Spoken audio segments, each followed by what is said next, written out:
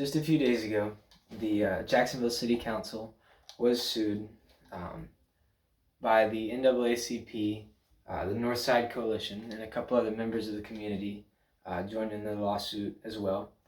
And they were sued over a violation of the Voting Rights Act of 1964 because the City Council had to redraw the district maps following the 2020 census. They had to reapportion everything, and they drew 4 of those districts to pack in the majority of the black vote, the majority of the black population, into just 4 out of 14 districts in the city.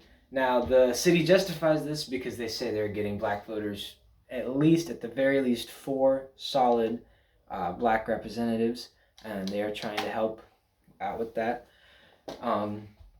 But the NAACP still says that you violated the Voting Rights Act. You made those districts based off of race, and that you can't do that. That's illegal. And so they sued, and they won. It was in federal court, and they won. And the judge mandated that the city council redraw their districts based not off race, but of how similar the areas are, how the district should be drawn. And so most people in the city, they agree with this. I would go out on a limb, say about 90% of the city, they are in favor of this. They agree with this. They don't agree with the gerrymandered districts, but there are a select few who disagree. However small their voices, they are still out there, and they are still making their cause known.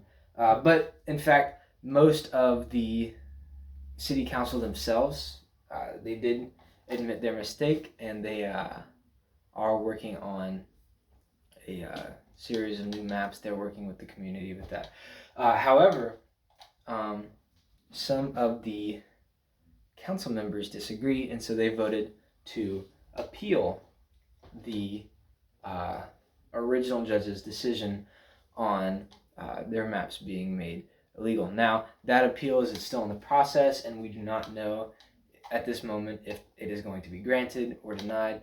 In the event that it's denied, the city council is working on new maps anyway, but there's always a chance that this appeal will be granted, and it will go to the next level of the U.S. Courts of Appeals Judiciary Circuit.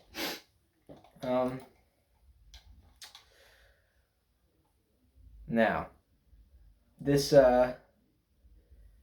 little feud here between the legislative branch of the Jacksonville, the City Council, and the Judiciary Circuit, the judiciary branch of the United States. This is a wonderful example of checks and balances in action. Now, checks and balances were written in the Constitution. They were a founding principle. They were written over 200 years ago, and they are still in practice, alive and well today, here right now, in this city. So, the judicial branch is checking the power of the legislative branch, and they are saying that you are violating the Constitution. You are, well, not the Constitution, but you are violating the Voting Rights Act, the laws of these United States. And so they are checking the power of the city of Jacksonville's City Council.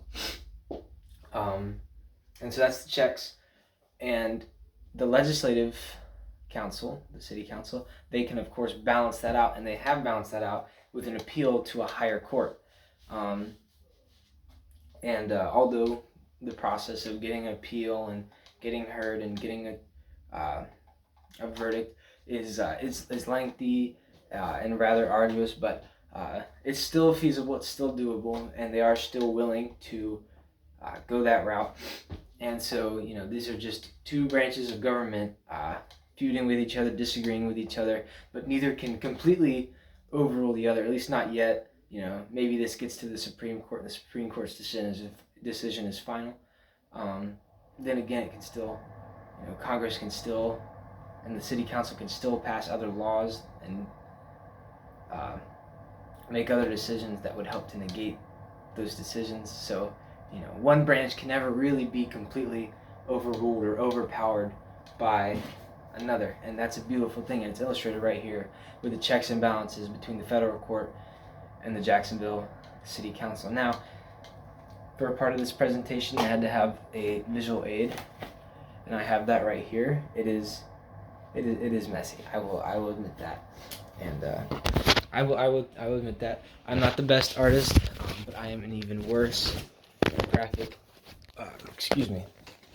graphic designer. So art it is. Now this these are the original, or I guess, maps that the city council originally drew up, and as you can see, I mean, they are heavily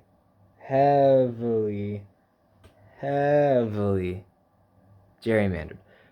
It takes no fool to see this. Now, quick key to this map, I had to kind of bold this. This is the outline of the river in the city, and the two sides are very distinct from each other, but this is just the outline. It's on the second map too, but this is the outline, and as you can see, these districts very gerrymandered.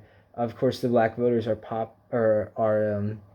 packed into this district, this blue district, and this orange district. These 4 districts are where they're packed into, and all the other districts, they don't really have any say in, which of course is a big problem, because you will have those districts like this little light blue district right here, which does have a significant amount of black voters, but it's simply not enough because they were all packed into the 4 right there, and that's the basis of the lawsuit. Now, the new map, which the NAACP and the plaintiffs of the lawsuit, they came up with this map. This is called the Unity map, and you can see here, I mean, already you can see the difference between the two. This one is a lot less gerrymandered, and as a Jacksonville native myself, I can affirm that these are much closer to kind of the regional, I guess, kind of flavors that the town has.